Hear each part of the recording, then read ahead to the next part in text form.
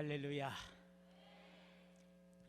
먼저 하나님께서 제5차 한인 세계 선교대회에서 참석하고 있는 우리의 모임을 좋게 보시고 영광을 받으시고 성령 행전의 역사를 기록할 수 있는 대회가 되기를 기도하는 마음으로 이 자리에 서게 되었습니다.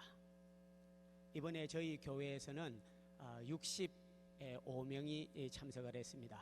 어젯밤 찬양한 찬양팀이 저희 교회 찬양팀입니다.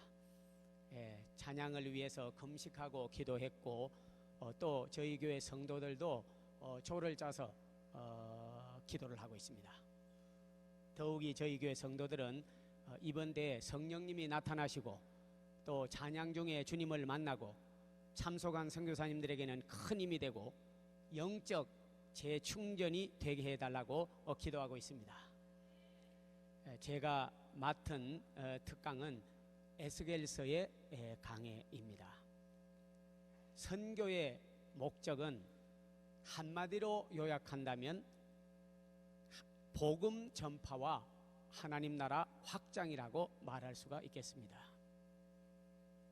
그러나 오늘날 선교는 과거 어느 때보다도 복음 전파와 하나님 나라 확장에 큰 도전을 받고 있습니다. 다시 말하면 요한계시록에 나오는 아마겟돈 전쟁, 곧 종교 전쟁과 신앙과 믿음의 대상을 혼란케 하는 종교다원주의와 신앙과 인격과 도덕성과는 무관한 실용주의와 하나님의 창조 질서를 깨는 호모섹슈얼리티 등 인간이 모든 것을 할 수 있다고 하는 뉴 에이지 무브먼트, 그리고 하나님의 말씀이 경시되는 시대에 살고 있습니다. 더욱이 회교의 포교 활동과 이단의 사이비들의 극성이 달하는 초대교회, 중세교회, 현대교회에 이르기까지 어떤 암흑기에도 이러한 도전은 없었고, 그리고 더 큰 어려움을 겪는 시대에 우리는 살고 있습니다.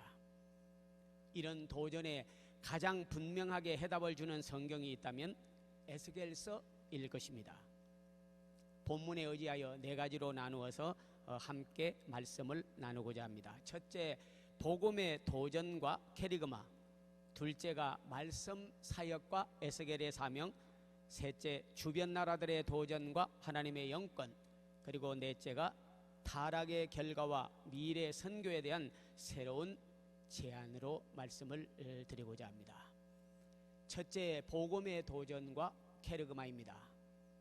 제이 헬만이라고 하는 교수는 그의 저서 에스겔 강해에서 에스겔을 구약의 3대 묵시록이라고 하는 요엘서, 다니엘서와 함께 묵시록의 역사관에서만 볼 것이 아니라 말씀 선교의 역사관에서 보아야 한다고 하였습니다. 에스겔서에 보면 여호와의 말씀이 내게 임하셨다는 말씀이 42번 나와져 있습니다. 여기서 임하고 하는 말은 히브리 원어로 하야입니다. 말씀이 임하여야 힘있게 만들어진다, 그런 뜻인 것입니다. 에스겔은 유다 요시야 왕 때 태어났고 열왕기하 24장 10절에서 17절에 보면 BC 597년 여호야긴 포로 때 왕과 함께 많은 고관들과 더불어 바벨론 포로로 잡혀갔으며 포로된 지 5년, 즉 시드기야 왕의 5년인 주전 593년에 그가 거주하던 그발 강가 테라빕에서 이곳 유대인들이 운하를 파는 노동에 복역하고 있던 중 이상을 보고 말씀을 받았습니다. 그가 30세의 젊은 나이에 부름을 받았으며 최소한 BC 571년 봄까지 예언을 하였다고 볼 수가 있습니다. 오늘날과 마찬가지로 이국에서 포도 생활을 하다가 보니까 벼라벌 루머와 절망의 뉴스들이 많이 난무하였던 시대에 살고 있었습니다. 그때 이사야가 위엄을 갖춘 궁중 예언자였다면 예레미야는 눈물이 많은 서민 예언자였고 에스겔은 이사야의 권위와 예레미야의 눈물을 겸한 말씀 선교의 예언자라고 말씀드릴 수가 있겠습니다. 허탄한 말들과 흉한 소식들과 절망의 뉴스들이 많아 허기진 사람들이 힘이 빠져 지쳐 있을 때 하나님은 에스겔서 3장 1절에서 12절에 보면 말씀의 두루마리를 받아 먹고 줄인 창자에 채우라 하였으니 말씀이 꿀 같고 배부른 자 같이 힘이 나고 주의 신이 그를 들어 올렸다고 본문에 되어져 있습니다. 오늘날 복음을 전파하고 선교하는 우리에게 큰 도전을 주는 말씀인 것입니다. 말과 말씀은 다릅니다. 말은 인간이 하는 것이고 말씀은 하나님이 하시는 것입니다. 말은 많고 말씀은 희귀하고 뉴스는 많고 말씀의 역사는 나타나지 않는 때 에스겔에게는 하나님의 말씀이 임하고 말씀을 받아 먹고 약해진 그를 능하게 하여 들어 올렸다고 되어져 있습니다. 메릴 C. 테니 교수는 성경은 인간이 하나님에 관하여 연구한 서적이 아니라 하나님께서 말씀하신 것을 받아 기록한 말씀이라고 하였습니다. 우리는 교회에서 선교 현장에서 신학대학에서 성경을 가르치고 배울 때 창세기, 출애굽기, 레위기, 민수기, 신명기는 오경이라고 하는데 모세가 기록하였고 바울은 13서신을 기록하였고 하는 식으로 마치 모세와 바울이 성경의 저자인 것처럼 강조될 때가 많이 있습니다. 그러나 성경은 하나님을 기록한 말씀을 기록한 모세와 바울과 성경 기록자보다도 말씀하신 하나님과 예수님이 더 강조되어 있음을 볼 수 있습니다. 가령 한국에 있는 어머님이 손자를 시켜 이락 선교 현장에 있는 아들에게 편지를 보내었다고 생각해 보겠습니다. 사랑하는 아들아, 김선일 형제도 참소를 당하는 판에 너는 잘 있는지 궁금하다. 사랑하는 아들아, 나는 어제 저녁 잠도 못 자고 철야하며 너를 지켜달라고 하나님께 기도하였다 등등 내용이 담긴 편지를 받았다고 생각해 보십시다. 그 편지를 받아 그 아들이 어머니 편지라고 하지 편지를 쓴 조카의 편지라고 하지 않을 것입니다.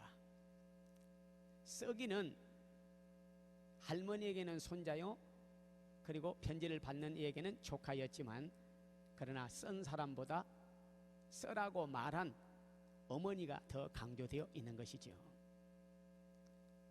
말한 분은 어머니이기 때문입니다.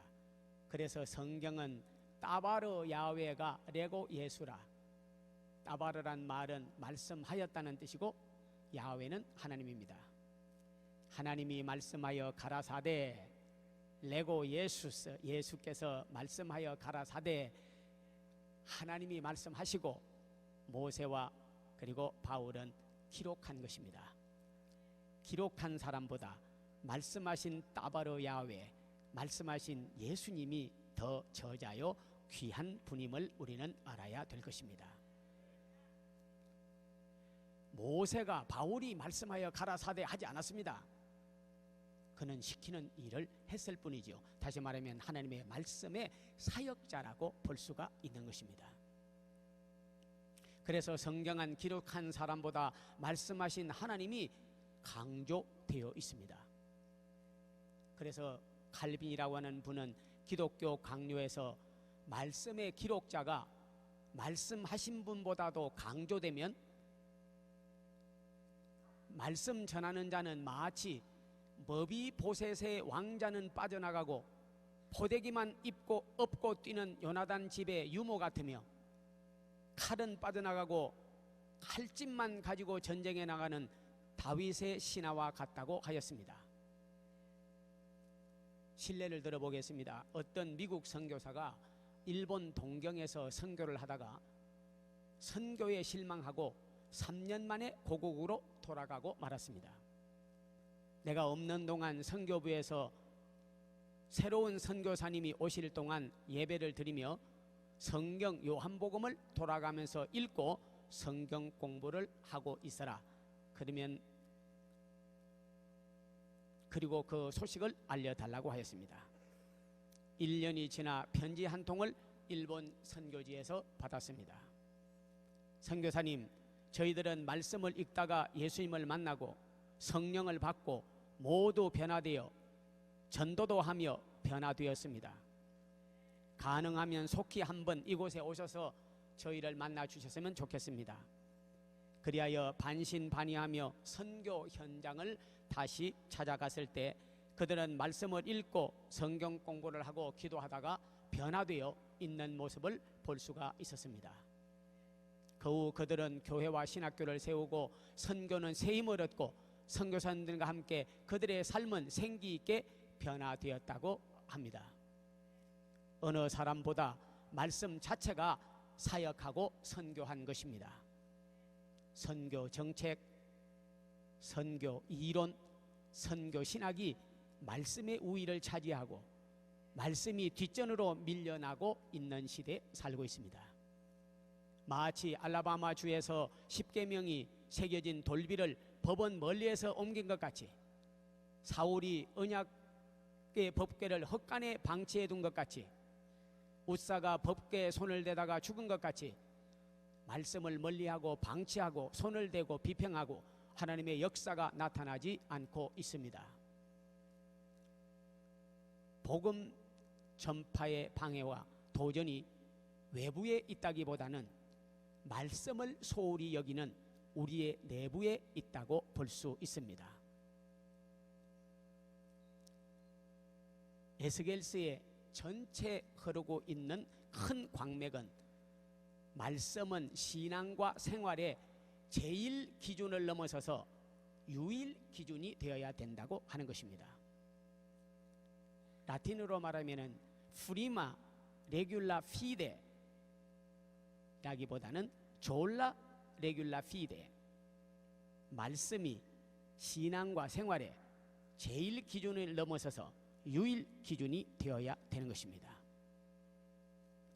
그리고 신지식을 개념화하지 말고 말씀 자체를 받아먹어 배를 채워 힘을 얻은 에스겔 같은 말씀의 사역자가 되어야 되는 것입니다. 캐리그마란 말은 복음의 핵심이라는 말씀입니다.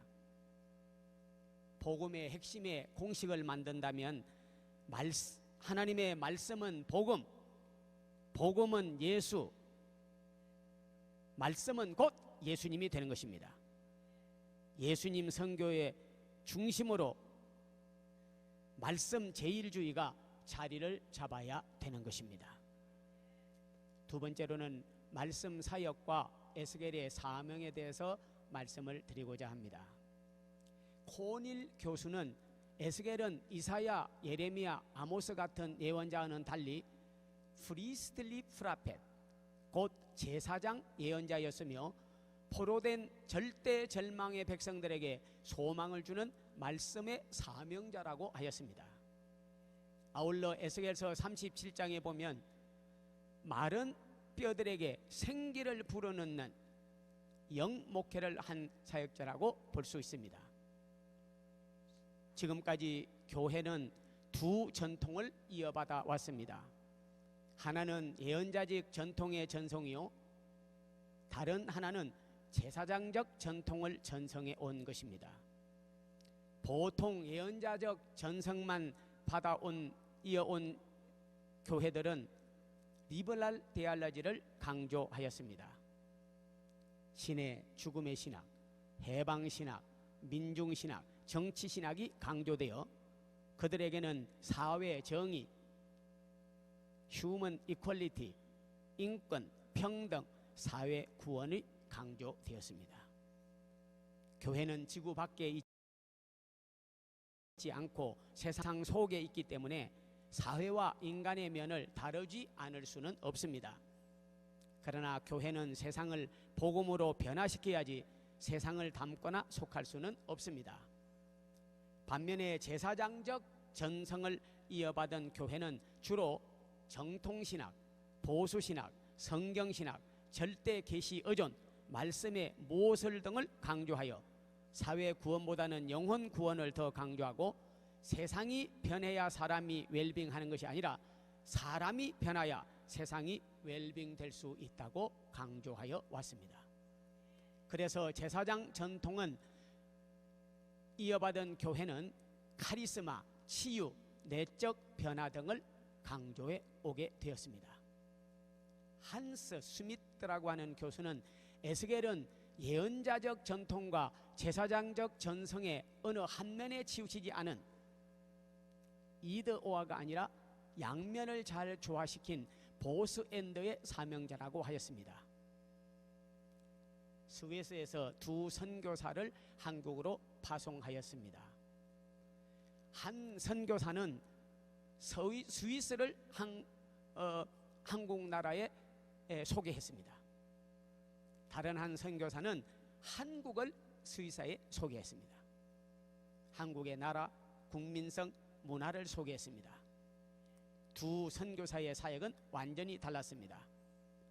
한국 사람들에게 스위스를 소개한 선교사는 선교사를 마치고 본국에 돌아갔을 때 스위스 국민이 한국을 아는 사람은 한 사람도 없었습니다.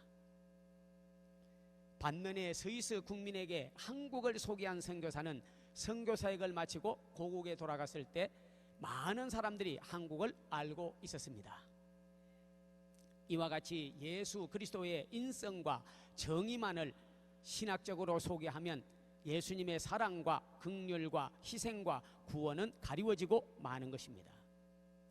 또 한편 그리스도의 사랑과 긍휼과 그리고 희생과 구원만을 강조한다면 정의가 외면당할 것입니다. 에스겔은 1장 10절 20절까지 보면 네 생물의 환상을 보았습니다. 사람, 사자, 송아지, 독수리의 네 환상이었습니다. 이 네 생물은 곧 복음서의 닉네임이 되었는데, 마태복음을 사자복음, 마가복음을 송아지복음, 누가복음을 인자복음, 요한복음을 독수리복음이라고 칭해지게 되었습니다.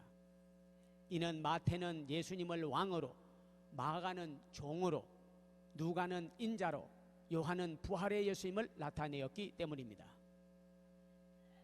에스겔은 율법과 정의와 공의만을 강조해 오던 예언자적 전통과 사랑과 긍휼, 치유와 재용서, 개인 구원만을 강조하던 제사장적 전통을 극복하고 오직 하나님은 만군의 하나님, 그리스도는 우주적 그리스도, 성령만이 마른 뼈들을 살리는 생기이심을 강조하고 조화 있게 나타낸 예언자적 제사장이었습니다. 혹시 스위스 선교사가 한국에 와 자기 나라를 소개하고 한국을 스위스에 소개하지 못한 것 같이 그리스도에 관한 것만 소개하다가 막상 예수 그리스도를 제대로 소개하지 못하는 선교 오류를 범하지 말아야 할 것입니다. 다음으로는 주변 나라들의 도전과 하나님의 영권에 대해서 함께 말씀을 나누어 보고자 합니다. 역사학자 어놀드 토인뷰 교수는 도전은 새로운 발전의 계기가 된다고 하였습니다. 그러나 에스겔이 예언 활동을 하던 시기는 주변 나라들의 많은 도전이 있었습니다. 요시야의 아들 여호아하스는 즉위한 지 3개월에 애굽으로 포로가 되어 끌려갔고, 그의 형제 여호야김은 므낫세의 악정을 답습함으로 만국을 초래하였고, 그의 아들 여호야긴은 즉위 3개월 만에 바벨론 포로가 되어 잡혀가게 된 것입니다. 이 사건은 여호야긴 후에 시드기야가 계승하였으나 바벨론의 반기를 들다가 예루살렘은 느부갓네살 군에 2년간이나 포위된 끝에 BC 586년에 함락되고 유다 왕국은 패망하고 말았습니다. 위에 여호야긴 포로 때 에스겔도 바벨론 포로로 잡혀가 포로된 지 5년의 부름을 받았습니다. 나라 안에 사정이 이러다 보니 많은 주변 나라들의 도전을 받았을 것은 말할 것도 없는 것입니다. 그 중에 곡과 마곡, 메섹과 두발, 고멜과 킴메르인들, 도갈마와 스바와 드단 등 많은 나라들의 도전이 있었습니다. 곡은 이스라엘 백성에게 도전과 북방 연합의 지도자 이름이며 계시록 20장 8절에 보면 온 세상을 공포로 몰아넣는 악한 세력들을 말하고 있습니다. 지금 곧 알카에다의 테러단들과 유럽연합 이시 등을 칭할 수가 있는 것입니다. 마곡은 그리스 작가들은 스구디아인의 땅으로 보았고 지금은 러시아 남부 유럽의 타타르 사람이라고 보고 있습니다. 메섹과 두발은 흑해 지역에 살고 있는 사람들이며 고멜과 킴메르인들은 본래 흑해 북쪽에 살다가 소아시아로 이주해 온 정착한 사람들입니다. 도갈마는 알메니아 지역에 있는 소아시아 북동 지역에 있는 사람들이고 스바와 드다는 아라비아의 큰 무역의 중심지 곧 다시스의 상인이라는 말과 더불어 세계 무역에 종사하는 나라들을 가리킵니다. 여기서 주의 깊게 살펴보아야 할 것은 에스겔 시대에 동서남북의 여러 나라들이 연합하여 도전하여 왔다는 것입니다. 오늘날도 비록 우리가 142나라에 1만 5천여 가까운 선교사들을 파송하고 있지만 지금도 앞으로도 많은 나라들이 연합하여 또 알지 못하던 나라들이 일어나 선교를 해방하고 도전할 것을 내다볼 수 있는 것입니다. 그러나 에스겔서 1장 18장 33절에 보면 에스겔은 하나님은 이스라엘의 제한된 민족신이 아니요 전 인류의 창조주이시며 우주적 코스믹 그리스도를 전하고 있습니다. 알빈 교수는 에스겔의 하나님은 도전에 강하신 하나님이라 에스겔의 이름도 하나님이 강하게 하여 이기는 예언자 그런 뜻입니다. 30회에 걸쳐 너희는 나를 여호와인 줄 알리라. 어떤 세력도 하나님을 이긴 자는 이 세상에 없습니다. 하나님만이 최후의 승리를 하는 하나님이신 것입니다. 이 신관이 신약에 전성되어 마태 6장 26절 요한 20장 7절에 보면 예수님은 하나님을 나의 아버지 곧 너희의 아버지시요 한 사람의 하나님 아니라 한 국가의 하나님이 아니라 만유의 아버지시요 능력의 하나님이시라고 가르쳐주고 있습니다. 민족주의, 국가주의, 개인주의를 완전히 극복하였습니다. 불란스의 신학자 데아르드 샤르댕은 그리스도는 한 국가의 한 민족의 개인의 하나님을 넘어서서 코스믹 크라이스트 꼭 우주적 그리스도라고 하였습니다. 에스겔서에 나타난 주변 국가들의 도전은 이스라엘이 쇠약해지거나 멸망받을 계기가 아니라 하나님의 강하신 영권과 위대하심과 영광을 나타낼 기회로 예언하고 있는 것입니다. 다음으로 타락의 결과와 미래 선교를 위한 새로운 제안을 드리고자 하는 것입니다.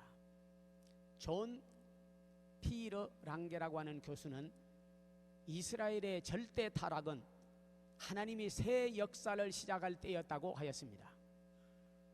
에스겔은 이스라엘의 범죄, 우상숭배, 굳은 마음으로 인하여 타락함으로 그 백성에게 끓는 가마가 기울어지듯 하나님의 진노의 가마는 그 백성을 향하여 기울어져 있었다고 말했습니다. 불로 파괴된 성읍, 살육당한 거민들, 포로로 잡혀간 하나님의 백성들, 더 나아가서 생기 있는 뼈들의 백성, 골짜기에 가득한 환상을 보았습니다. 그는 에스겔 18장 4절에서 20절에 보면 범죄한 영은 죽으리라고 분명히 선언하였고 이스라엘 죄를 담당하기 위해 좌편으로 390일간 눕고 유다의 죄를 인하여 우편으로 40일간 누웠으며 회개하고 돌아오라고 하는 참으로 시대의 예언자였습니다. 하나님은 타락의 범죄로 포로되는 징계는 하셨으나 하나님이 회복시키시고 재건시키시고 부활시키시는 것을 예언하고 있습니다. 에스겔의 하나님은 이스라엘의 범죄로 인해 영광이 떠났으나 회개로 인해 영광이 나타낼 것을 말하고 장차 오실 메시아 그분이 오시면 이런 나라는 도로 찾고 파괴된 성전은 재건되고 원수되었던 하나님의 관계는 화해되고 마른 뼈들은 생기가 들어가니 부활되어 일어나고 하나님 나라가 도래할 종말을 예언하고 있습니다. 독일의 신학자 몰트만 교수가 말한 대로 종말은 끝이 아니라 시작인 것입니다. 에스카탈라지 is not end but beginning이 된 것입니다. 더욱 영적으로 허기진 배에 하나님의 말씀의 두루마리로 채웠고 복음을 그 백성에게 전했습니다. 곡과 마곡을 위시한 주변 나라들의 빈번한 공포의 테러와 전쟁 가운데서도 삼마 하나님의 권능을 전하였고 생기를 잃은 마른 뼈 같은 백성들에게 삼마 하나님의 생기를 불어넣어 하나님의 큰 군대를 일으켰습니다. 에스겔은 과거의 잘못된 생활을 답습하거나 현실의 위협을 비겁하게 사역을 중단하지 않고 새로운 시대를 위하여 하나님이 예비하고 쓰신 제사장이요 예언자요 참된 선교사였습니다. 에스겔서를 단지 묵시록의 한 예언서로 보아서는 안 됩니다. 묵시록 같은 한 예언서라기보다는 하나님 나라가 확장될 메시아가 오셔서 현실을 극복하고 복음 전파와 선교의 대주제인 큰 도전을 우리에게 주신 말씀으로 보아야 할 것입니다. 예일 대학의 라트레이트 교수는 그에 져서 History of the Expansion of the Christianity 기독교 확장의 역사에서 새 시대는 패러다임 시프트 선교에 대한 사고 전환이 요구되며 새 멘토링의 로고스와 영성 시대가 열려야 기독교가 전 세계로 확장될 것이라고 하였습니다. 한편 바빙크 교수는 에스겔서를 읽으면 무덤에 갇혀있던 예수님이 걸어 나오시는 것 같다고 하였습니다. 다가오는 시대는 새로운 선교사님들을 요구하고 있습니다. 세계는 나의 교구라고 외치며 선교했던 요한 웨슬레와 같이 리빙스톤, 윌리엄 캐리, 허드슨 테일러, 토마스, 언더우드, 아펜셀러 다 외국의 선교사들입니다. 우리나라에도 이제 이분보다 더 나은 선교의 헌신자 위대한 선교사들이 나오게 되리라고 믿습니다. 에스겔은 미래가 안 보일 때 삼마의 하나님을 보며 절망의 소식 가운데서도 하나님의 말씀이 임하여 주린 창자의 말씀의 두루마리를 채우며 영적으로 번아웃되어 탈진할 때 삼마 하나님의 생기가 들어가 영적으로 재충전되었습니다. 곡과 마곡의 도전을 받을 때 삼마 하나님의 생기와 권능으로 그들을 이겼습니다. 신약 성경에 보면 카리스마타가 에너르기마타가 디아코니아라고 되어 있습니다. 카리스마타는 은사입니다. 에너르기마타는 에너지와 능력과 파워입니다. 디아코니아는 곧 섬김과 봉사와 사역입니다. 오늘 우리의 선교 사역 현장에 카리스마타가 에너르기마타가 디아코니아이 곧 은사와 영적 에너지가 생겨야 목회도 사역도 선교도 할 수가 있을 것입니다. 약하고 무능하며 선교에 열정이 없는 사람은 하나님이 쓰지 않습니다. 이번 주제가 성령의 권능받아 땅끝까지 증인되자입니다. 성령의 권능받아 땅끝까지 증인이 되되 오늘 요한복음 20장 21절의 말씀에 보면 아버지께서 나를 보내신 것 같이 나도 너희를 보내려는 말씀이 이번 대회 주님의 메시지가 되어 제2의 에스겔 같은 선교자들이 되어 선교사들이 되어 주님이 재파송받는 선교사들이 다 되시기를 두 손 모아 기도하며 강의를 마치겠습니다. 진심으로 감사드리겠습니다.